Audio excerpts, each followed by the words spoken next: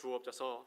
특별히 물질을 드려 하나님 앞에 감사하오니 물질을 흠양하여 주시고 하늘 창고에 가득 채워주시며 더 많은 축복으로 덧입혀 주시옵소서.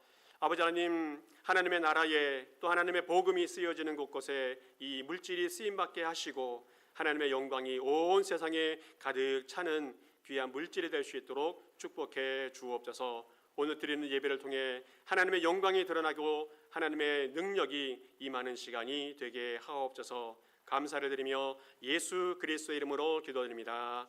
아멘. 우리 성경 말씀 함께 보겠습니다. 시편 73편입니다. 시편 73편 20절에서 28절 마지막 절까지 보겠습니다. 시편 73편 20절에서 28절까지 교독하시면서 보겠습니다. 20절 제가 먼저 봅니다. 주여, 사람이 깬 후에는 꿈을 무시함 같이 주께서 깨신 후에는 그들의 형상을 멸시하시리이다.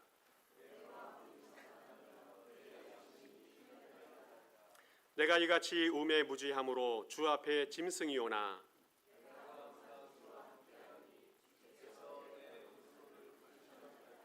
주의 교훈으로 나를 인도하시고 후에는 영광으로 나를 영접하시리니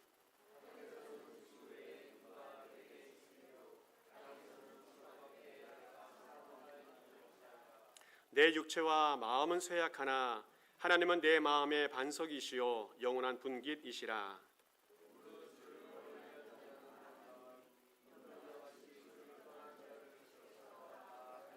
같이 읽겠습니다.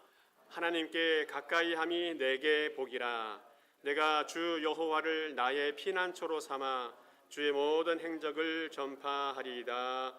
아멘. 오늘 시편 말씀을 보았는데 시편은 150편까지 있습니다.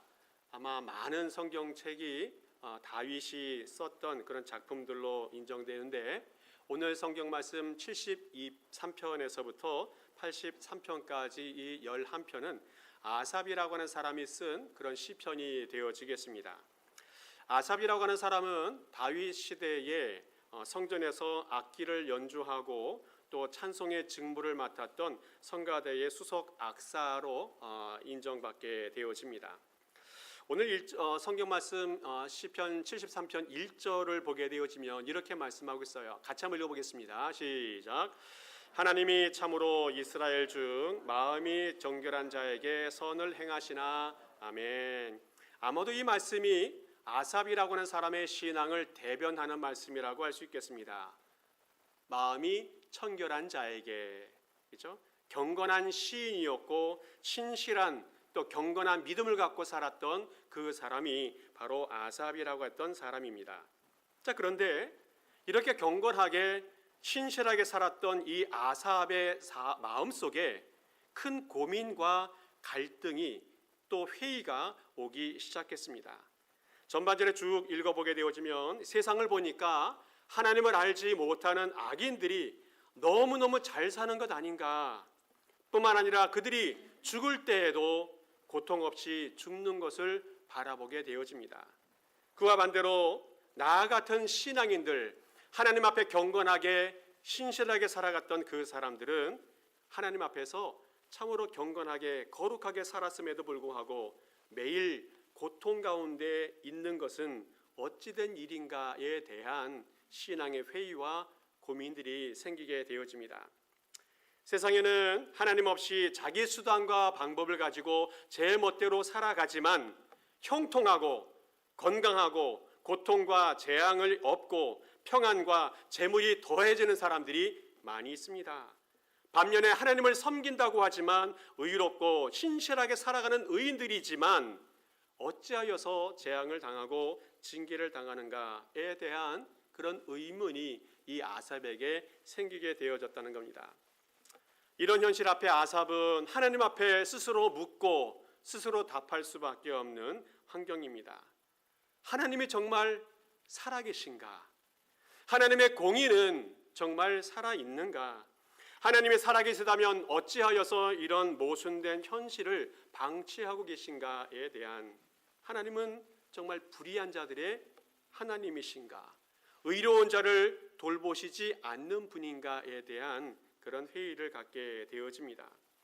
아삽은 이런 실망스러운 환경 속에서 하나님을 떠날 정도로 실족하고 시험에 들었다라고 2절, 3절에서 이야기해 주고 있습니다. 이렇게 아삽은 이 땅에서 악인이 번창하고 형통함을 누리고 반대로 의인이 고난과 어려움을 겪는 이 모순될 현실 속에서 심한 갈등을 느끼고 있습니다. 자, 그런데 이 아삽의 고민과 그 갈등이 이 아삽의 것만 되는 건가입니다. 이 시대를 살아가는 우리들은 이런 고민과 갈등이 없는가라는 겁니다. 이 세상을 바라보아도 악인들이 잘 살고 잘 되는 것을 보게 되어지고 의인들이 어렵고 힘든 아픔을 겪는 이런 모순된 현실을 지금 보게 되어집니다. 많은 신앙인들은 이런 현상들을 바라보면서 악인들이 잘 되는 것을 바라보면서 잘 형통된 삶을 바라보면서 유혹을 받게 되어져요. 나도 악인의 길을 걸어가도 형통할 수 있겠구나. 나도 악인의 길을 걸어가도 잘 될 수 있겠구나라는 그런 유혹을 받게 되어진다는 겁니다. 그러나 하나님은 성도들에게 은혜를 베풀어 주십니다. 그런데 그 은혜는 어떤 은혜인가 하면 깨달음의 은혜입니다. 깨달음의 은혜. 신앙인은 고민과 갈등과 시험에 머물러 있으면 안 된다는 겁니다. 새로운 신앙의 돌파구를 찾아야 되는데 바로 그것이 깨달음의 은혜라는 겁니다. 하나님이 주시는 은혜 중에서 가장 크고 가장 중요한 은혜가 무엇일까 생각해 보면 깨닫는 은혜라는 거예요. 깨닫는 은혜. 하나님에 대해서, 예수님에 대해서, 성경에 대해서, 믿음에 대해서 깨달아야 우리는 믿음 생활을 잘 할 수 있다는 겁니다. 아무리 설명해 주고 가르쳐 주어도 깨닫지 못한다면 그 신앙이 참 어렵게 되어진다는 거예요. 다른 사람과의 관계도 마찬가지입니다. 아무리 마음을 표현해 주고 자기를 설명해 주어도 깨닫지 못하면 좋은 관계를 맺어갈 수가 없어요.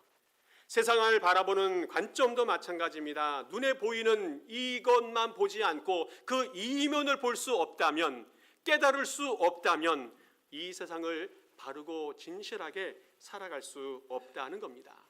이 세상에는 영적인 세계가 있어서 이 세상 눈에 보이는 것 이면을 볼 수 있는 눈이 있는 깨달음이 있어야 한다는 거예요. 나 자신은 어떻습니까? 매일매일 살아가는 나의 삶의 환경 속에서 깨달음이 있느냐, 그리고 그 길에서 의로운 길과 악한 길을 구별하고 잘 선택하면서 살아가는 그런 깨달음이 있는가라는 겁니다. 깨달음이라는 것은 하나님과의 관계 속에서 신앙의 길을 바르게 걸어가게 한다는 겁니다. 또 깨달음은 다른 사람과의 관계 속에서 바르고 진실하게 살아갈 수 있게 합니다.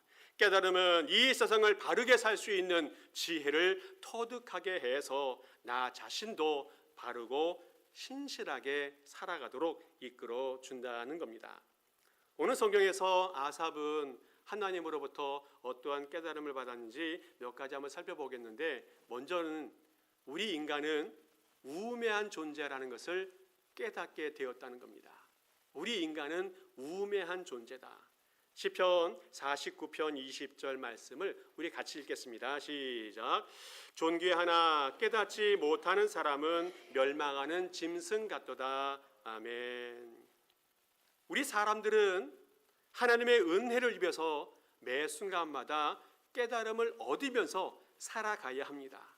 자, 그런데 깨닫지 못하면 매 순간마다 본능적으로만 살아가게 되어집니다. 본능대로 살아가는 게 뭐예요? 짐승입니다. 그리고 그 짐승과 같은 길을 걸어가다가 결국 멸망의 길을 걷게 되어진다는 겁니다. 우리 사람들을 바라보게 되어지면 양면성이 있어요. 어쩔 때 보면 너무너무 지혜로운데 어쩔 때는 너무 미련한 것이 우리 인간입니다. 어쩔 때는 너무 우수한데 어쩔 때는 너무 어리석은 모습을 보게 되어져요. 어쩔 때는 너무 강하지만 어쩔 때는 너무 허약한 존재가 우리 인간이라는 겁니다. 그 차이가 뭡니까? 그 깨달음의 차이라는 거예요. 은혜를 알고 하나님의 은혜를 모르고 살아가는 그 차이에 따라서 이런 양면성이 드러날 수 있다는 겁니다. 깨달음이 있는 사람은 항상 지혜롭게 신실하게 살아갈 수 있겠지만 깨달음이 없는 사람은 미련하게 어리석게 살다가 짐승과 같은, 어찌 보면 짐승보다 못한 종말을 맞게 되어진다는 겁니다. 민수기 20장 보면 발람이라고 하는 선지자 이야기가 나오게 되어지는데, 그 당시에 모압 왕 발락이라고 하는 사람이 이스라엘 백성들이 자기 나라로 가까이 오는 것을 보고 너무너무 두려웠어요. 그래서 선지자 발람이라고 하는 사람을 불러서 이스라엘 백성들을 저주하라는 그런 청탁을 하게 되어집니다. 이 발람 선지자가 이제 나귀를 타고 길을 가게 되어지는데, 그 나귀가 눈이 열려서 칼을 들고 있는 여호와의 사자를 보게 되어집니다. 너무 두려워서 적극적극 피하게 되어지는데 밭으로도 들어가고 포도밭 사이로 들어가고, 그러다 보니까 이 나귀가 점점 옆으로 밀려가다가 이 발람 선지자의 발이 담벼락에 자꾸 짓눌리는 겁니다. 너무 아프고 고통스러워서 또 화가 나서 이 발람 선지자가 채찍을 들어서 나귀를 때립니다. 또 지팡이를 들어서 때리기도 합니다. 그런데 소용이 없어요. 그 후에 놀라운 일들이 벌어집니다. 나귀의 입이 열려요. 나귀의 입이 열려요. 그리고 이야기합니다. 왜 잘못도 없는 나를 때리느냐. 그 후에 발람 선지자도 눈이 열리게 되어져서 여호와의 사자를 보게 되어집니다. 다행히 그래서 목숨을 부지하게 되어집니다. 오늘 성경에서 무엇을 가르쳐줘요? 나귀는 앞을 가로막고 있는 칼을 빼든 여호와의 사자를 보았어요. 그런데 선지자 발람은 이를 보지도 못하고 깨닫지도 못했던, 어찌 보면 나귀 짐승보다 못한 그런 모습을 보게 되어지고 책망을 받게 되어집니다. 오늘 무엇을 이야기해요? 하나님의 사람이라도 깨닫지 못하는 은혜가 있으면 짐승과 같은 삶을 살 수밖에 없다는 거예요.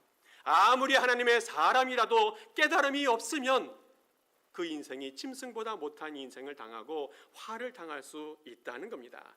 그러나 하나님의 은혜가 있어서 깨달음의 은혜가 있으면 짐승도 화를 피할 수 있다는 것을 보여줘요.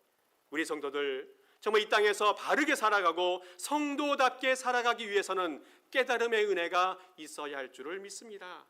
그렇지 않으면 우리 인생들도 은혜 받지 못하고 깨닫지 못해서 결국 짐승같이 살다가 인생이 종말을 맞게 되어진다는 거예요. 신앙생활하면서 많이 느끼는 것 중에 하나가 뭐냐면, 많은 신앙인들이 하나님의 은혜를 너무 감정적인 차원에서 판단하고 있다는 거예요. 우리의 삶에서 건강하고 사업이 잘 되고 문제도 없고 자녀도 잘 풀리면 정말 은혜 받은 삶이라고 느끼며 살아가요. 그런데 반대로 아프고 사고 나고 사업이 어렵고 문제가 있고 자녀들이 잘 안 되고 그럴 때는 하나님의 은혜가 떠났다라고 생각하면서 느끼면서 살아간다는 겁니다. 오늘 우리는 느낀다, 느끼지 못한다는 이런 감정적인 차원이 중요하지 않다는 것을 우리가 기억해야 합니다. 오늘 정말 우리에게 중요한 것은 뭐냐면, 하나님은 변함없이 우리와 함께 하신다는 겁니다. 우리 하나님은 우리와 영원히 함께 하시고 은혜와 사랑을 베풀어 주신다는 거예요. 주님의 권능의 오른손이 우리를 붙들고 계신다는 겁니다. 오늘 성경에서 우리에게 이야기하는 하나님은 어떤 분이십니까? 우리와 함께 하시고 우리를 지키시는 분입니다. 이것을 정확하게 알고 믿고 깨닫고 살아갈 때에 그 신앙이 든든한 신앙이 될 수 있다는 거예요. 예를 들어본다면, 우리가 살아가는 세상에 보면 이 대기 중에 공기가 가득 차 있어요. 근데 눈에 보이지 않으니까 아무것도 없는 것처럼 여겨집니다. 그런데 우리가 숨을 쉬고 있다는 것, 또 손을 흔들어 보면 무엇인가 느껴지는 것이 있는데 바로 그것이 공기라는 거예요. 우리 하나님도 마찬가지라는 겁니다. 지금 우리 곁에 눈에 보이지 않으니까 아무것도 없는 것처럼 느껴집니다. 그러나 우리가 느끼지 못한다고 해서 하나님이 우리 곁을 떠난 것이 아니라는 거예요. 반대로 우리가 느낄 때에만 하나님이 역사하는 것은 아니라는 겁니다. 우리 하나님은 우리 느낌과 전혀 관계없이 항상 우리와 함께 하시고 우리를 붙들어 주시고 우리를 인도해 주신다는 것을 깨닫고 살아가는 우리 성도 될 수 있기를 간절히 축복합니다. 우리 인간이 얼마나 우매한지 알 수 없어요. 시간과 공간과 상황에 매여서 하나님을 알지 못하고 살아갈 때가 너무 많이 있습니다. 그러나 우리 하나님은 우리 곁에 항상 계시고 또 우리를 붙들어 주시니 항상 담대함으로 또 용기를 가지고 살아가는 우리의 성도 될 수 있기를 간절히 축복합니다. 또 하나 주님께서 아삽을 통해서 우리에게 깨달음을 주시는 것이 무언가 하면 성소에서 종말이 있음을 깨닫게 하신다는 거예요. 17절 말씀 우리 같이 읽어보겠습니다. 시작. 하나님의 성소에 들어갈 때야 그들의 종말을 내가 깨달았나이다. 아멘. 오늘 여기서 성소가 나오는데 그 하나님의 성소는 하나님의 말씀이 있는 곳, 또 하나님께 기도할 수 있는 곳을 성소라고 말할 수 있습니다. 회의와 실망과 절망 속에 고민하던 이 아삽 선지자가 하나님의 성전에 들어가게 되어집니다. 그리고 그 성전 안에서 하나님 앞에 모든 답을 찾고 깨닫게 되어졌다는 겁니다. 한평생 고민해 보아도 악인을 형통케 하시는 하나님의 뜻을 헤아리지 못하다가 결국 답을 찾았는데 어디서 찾았는가 하면 하나님의 성전에서 하나님의 말씀 앞에서 기도하는 가운데 그 답을 찾게 되어졌다는 겁니다. 아삽은 온갖 인간의 지혜를 동원하여서 악인이 형통하는 그 이유를 찾아보았지만 결국 실패하였습니다. 그러나 아삽은 성전 안에서 하나님의 말씀에 근거한 계시와 기도를 통해서 하나님의 뜻을 밝히 깨닫게 되어집니다. 우리 인생의 답은 오직 하나님에게만 있는 줄 믿습니다. 우리 모든 인생의 답, 인생의 문제 이 주님 안에 다 있음을 깨닫고 살아갈 수 있기를 바랍니다. 모든 의문의 답이 뭡니까? 그것은 악인들의 최후의 운명을 하나님이 결정하신다는 거예요. 20절 말씀 한번 같이 읽어보겠습니다. 시작. 주여, 사람이 깬 후에는 꿈을 무시함같이 주께서 깨신 후에는 그들의 형상을 멸시하시리이다. 아멘. 사람이 꿈을 꾸고 있는 동안에는 꿈에서 일어나는 일들 때문에 슬퍼하기도 하고 또 즐거워하기도 하고 또 두려워할 때도 있습니다. 그렇지만 꿈에서 깬 후에는 꿈속에서 있었던 일들 때문에 슬퍼하거나 또 더 이상 즐거워하지 못하게 되어집니다. 오늘 아삽이 악인의 형통을 목도하다가 두려워하기도 하고 심히 고민하게도 되어졌지만 깨달은 후에는 모든 고민들을 무시하게 되어진다는 말씀이에요. 그 후에 주께서 깨어나신다면, 정말 주님께서 깨어나신다면 악인의 횡포에 대해서 인내하기를 그치시고 때가 되었을 때에 그들을 심판하신다는 겁니다. 그러므로 악인의 형통에 슬퍼하거나 또 그 문제 때문에 힘들어할 필요가 없다는 겁니다. 악인의 형통은 오늘 성경에서 꿈과 같다, 그림자와 같다, 그래서 헛된 것이다 라고 말하고 있습니다. 아삽은 성전에 들어가 하나님의 말씀과 기도를 통해서 악인의 종말, 악인의 심판을 보는 귀한 깨달음을 갖게 되어집니다. 오늘 성경 말씀과 비슷한 말씀이 또 하나 나오는데 시편 37편이 나옵니다. 이것은 다윗이 쓴 그런 시편이 되어지겠습니다. 시편 37편을 통해서 다윗이 깨달은 거 뭡니까? 그것은 하나님의 백성들은 악인의 형통이나 번영을 보고 불평하거나 시기하지 말라는 겁니다. 인내하다 보면 하나님의 공의와 하나님의 은혜가 내려질 것인데 그때까지 신앙의 자세를 유지하면서 살아가라는 그런 교훈을 주게 되어집니다. 우리 1절과 2절 우리 같이 한 목소리 읽어보겠습니다. 시작. 악을 행하는 자들 때문에 불평하지 말며 불의를 행하는 자들을 시기하지 말지어다. 그들은 풀과 같이 속히 배임을 당할 것이며 푸른 채소같이 쇠잔할 것임이로다. 아멘. 악인의 번성이나 불의를 행하는 자들의 성공을 보고 분한 마음이 키우지 말라는 겁니다. 그들이 또 그들의 소유가 머지않아서 소멸될 것이기 때문입니다.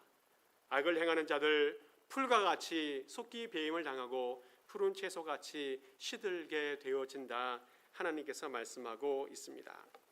반대로 또 하나 깨달은 지혜가 뭡니까? 그것은 23절, 24절에 이렇게 말씀하고 있어요. 또 같이 읽어보겠습니다. 시작. 내가 항상 주와 함께 하니 주께서 내 오른손을 붙드셨나이다. 주의 교훈으로 나를 인도하시고 후에는 영광으로 나를 영접하시리니 아멘. 반대로 주님이 믿는 자에게 주시는 복은 뭡니까? 항상 주께서 함께 하신다. 주님의 오른손이 붙드신다 말씀합니다. 믿는 자들에게 또한 주시는 것은 하나님의 말씀으로 인도해 주신다는 그런 깨달음을 주신다는 겁니다. 신앙의 핵심이 뭡니까? 그것은 이 세상에서 형통하고 번성하는 것에 있지 않다는 겁니다. 그것은 신앙의 핵심은 무엇인가 하면 내가 하나님과 함께 살아가고 있느냐, 내가 주님과 어떠한 관계를 맺으면서 살아가고 있느냐, 내가 주님께로 조금씩 더 가까이 가고 있느냐, 이것이 신앙생활의 핵심이라는 겁니다. 세상적으로 아무리 번성하고 또 형통할지라도 하나님과 멀어진 사람은 결국 멸망하게 되어진다는 겁니다. 그러나 세상적으로 비록 힘들고 곤고한 삶을 살아갈지라도 하나님과 가까이 하는 사람은, 하나님과 함께하는 사람은 결코 멸망하지 아니하고 소멸되지 아니한다. 주님께서 약속해 주십니다. 사랑하는 성도 여러분들, 혹시 지금 살아가면서 마음이 불편한 것이 있습니까? 혹시 마음에 하나님에 대한 의심이 있습니까? 또 신앙에 대한 회의가 있습니까? 하나님 앞으로, 말씀 앞으로 기도하면서 하나님께 나아가시길 바랍니다. 그러면 하나님이 귀한 깨달음을 주실 것이고, 그리고 그 후에 하나님과 영원히 함께하는 하나님의 인도하심을 받아가는 그런 경험을 하게 되어질 것입니다. 마지막으로 또 하나 아삽이 깨달은 것이 무엇인가 하면 하나님께 가까이함이 복이라는 것을 깨닫게 되어집니다. 하나님께 가까이하는 것이 복이다. 어떤 목사님이 해외 여행을 또 일들이 있어서 다니게 되어졌는데 한 번은 비행기를 타고 태평양을 건너가게 되어졌다는 겁니다. 근데 비행기를 타고 가다 보면 종종 비행기가 흔들리는 때가 있었는데 너무 많이 흔들리다 보니까 속이 울렁거리고 너무 불편했던 것 같아요. 근데 기내에서 방송이 나옵니다. 기류 관계 때문에 문제가 있으니까 안전벨트를 잘 매라, 그 방송이 나왔어요. 그 순간 목사님의 마음속에 두려움이 생겼습니다. 혹시 이 비행기가 목적지에 도착하지 못하면 어떻게 하지? 또 혹시 이 비행기가 떨어지면 어떻게 하지에 대한 그런 두려움이 생겼다고 합니다. 그래서 이제 마지막일 수 있으니까 하나님께 예배드리고 인생을 하직하자라는 생각이 들어서 성경책도 읽어보고 또 기도도 해야 되겠다 생각했습니다. 그래서 가방에 있는 성경책을 꺼냈는데 성경책을 보통 중간을 잡아서 딱 피면 시편이 나옵니다. 그래서 시편 74편이 나왔어요. 오늘 성경 바로 그 다음 말씀이 나왔습니다. 근데 이 성경을 읽고 너무너무 깜짝 놀랐어요. 하나님이여 주께서 어찌하여 우리를 영원히 버리시나이까? 어찌하여 주께서 기르시는 양을 향하여 진노의 연기를 뿜으시나이까? 이 말씀을 읽는 순간에 장송곡인 줄 알았다 합니다. 하나님이 나를 버리고 나를 미워해서 이 비행기가 떨어지게 하고 나를 정말 멸망시킬 것 같은 그런 두려운 마음이 생겼어요. 이제 끝이다. 이제 끝이다. 이 말씀을 읽는 순간에 하나님의 진노와 하나님의 그 버리심이 내게 임했다는 착각이 생기게 되어졌어요. 머릿속에 아내도 생각나고 또 자녀들도 생각나고 또 두고 온 교회 또 성도들도 많이 생각났다고 합니다. 그러면서 또 하나 마음에 쓴 것이 그래도 한 번 더 읽어보자 하는 마음이 들어서 그 성경 바로 앞에 말씀을 읽게 되어집니다. 오늘 28절 말씀입니다. 하나님께 가까이함이 내게 복이라. 내가 주 여호와를 나의 피난처로 삼아 주의 모든 행적을 전파하리이다. 하나님께 가까이하는 것이 복이다라는 하나님의 위로와 평안과 용기를 주시는 그런 말씀을 받게 되어집니다. 너무 기뻐서 볼펜을 들어서 빨간 줄을 치고 줄도 긋고 하면서 이 말씀을 굳게 붙들게 되어집니다. 또 그 말씀 바로 앞에 보면 25절에 주님은 하늘에서도 주님이시고 땅에서도 주님이시다라는 말씀이 있어요. 비행기 안에서도 주님이시고 땅에 걸어 다닐 때에도 주님이시라는 말씀이 그 말씀이 그에게 큰 용기와 또 평안을 주었다고 합니다. 비행기는 좀 더 흔들리다가 잠시 후에 유동을 멈추게 되어지고 이제 평안이 찾아왔습니다.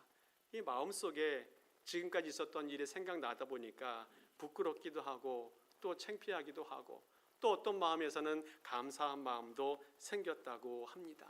우리 다시 한번 28절 말씀 같이 한번 읽어보겠습니다. 시작. 하나님께 가까이함이 내게 복이라. 내가 주 여호와를 나의 피난처로 삼아 주의 모든 행적을 전파하리이다. 아멘. 오늘 성경 말씀 28절 있는데 27절도 읽어보게 되어지면 이렇게 말씀하고 있어요. 하나님을 멀리하는 사람은 음녀 같아서 하나님 앞에 멸망을 당한다. 그러나 하나님께 가까이 하는 사람은 하나님의 복이 임한다 말씀해 주고 있습니다. 하나님께서 어떻게 믿는 자들에게 하나님을 가까이 하는 자에게 복을 끼치게 되어집니까? 몇 절 살펴본다면 23절에 이렇게 말씀하고 있어요. 주께서 내 오른손을 붙들어 주신다. 내 오른손을 붙들어 주신다. 오른손이라고 하는 것은 하나님의 능력을 상징하고 있습니다. 주님의 오른손이 내 오른손을 붙잡아 주어서 그 모든 환난과 역경 속에서 우리를 이끌어 주신다 말씀하고 있습니다. 어떤 사람은 이야기해요. 나는 왼손잡이인데 왼손잡이 어떻습니까? 왼손잡이도 똑같아요. 하나님이 붙잡아 주시는 사람은 누구에게든지 하나님의 은혜와 축복이 임하는 줄을 믿습니다. 24절에는 그렇게 이야기해요. 후에는 영광으로 나를 영접하신다. 주님께서 오른손으로 나를 붙잡아 주시고 인도하는 것뿐만 아니라 나를 영접해 주신다. 그런데 그냥 영접하는 것이 아니라 영광스럽게 영접해 주신다 말씀해 주고 있습니다. 주님이 우리를 부대접하고 버리고 핍박하는 것이 아니라 영광스럽게 우리를 환영해 주신다 말씀해 주고 있어요. 우리는 우매하고 무지하여서 하나님을 잘 알지 못할지라도 우리 주님은 영광스럽게 우리를 영접해 주신다. 이것이 너무 감사하고 또 감격스러운 순간 아니겠나 싶습니다. 또 26절에는 우리에게 어떤 것이 복이냐 26절 우리 같이 한번 읽어보겠습니다. 시작.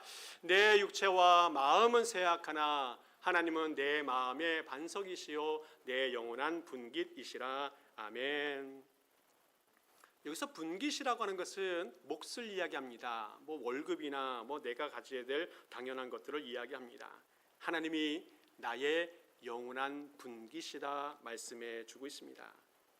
보통 사람들이 생활하면서 하루 벌어서 일당을 받게 되어지고 한 달을 일하면 월급을 받고 또 일주일 일할 때는 주급받고 또 1년 일하면 연봉을 받게 되어지는데 하나님을 가까이 하는 사람은 영원한 분깃을 받게 되어진다는 겁니다. 우리가 수고하고 애쓰고 노력하여서 일주일 동안 죽도록 고생해서 주급받아서 일주일 살게 되어지는데 그리고 한 달 열심히 일해서 월급 받으면 한 달 열심히 살게 되어지는데 하나님께 가까이 하면 일주일이 아니라 월이 아니라 영원히 함께 하신다. 영원히 주님이 우리 인생을 책임져 주신다 말씀하고 있습니다. 먹는 것이든 입는 것이든 배우는 것이든 우리가 필요한 모든 것들을 영원히 주님께서 공급해 주신다 말씀하고 있습니다. 우리 주님께서 영원한 분기시라고 하는 이 고백, 이것은 하나님이 우리에게 주시는 놀라운 축복이라는 것을 깨달을 수 있기를 바랍니다. 우리 주님은 우리를 외면하거나 등을 돌리시지 아니하시고 우리를 끝까지 책임져 주신다라는 거예요.